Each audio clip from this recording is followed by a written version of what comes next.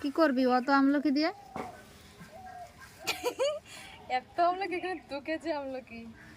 আমলকি কিনে এনেছি আগের দিন, আচার করবে, আচার। অত আচার কে খাবে? জানি না,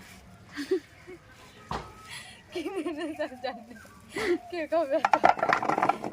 সেটা একটা ভাবার বিষয় যে এত, না না আমি বলছি এটা হচ্ছে মানে ভেবেছিল একটু আচার করবে, আর আরেকটা দিয়ে ভেবেছিল সেই শরবত খাওয়ার জন্য, মানে কাঁচা আমলকি পেস্ট করে শরবত করে খাওয়ার জন্য এটা মনে হয় এনেছিল, আর এটা আমলকি মানে আচার করার জন্য। ও মানে আগের দিন 1 কেজি আনা হয়েছে, তারপরে দিদি বাজারে গিয়ে দেখেছি একটু সস্তা হয়েছে বলে আর 1 কেজি নিয়ে এসেছে।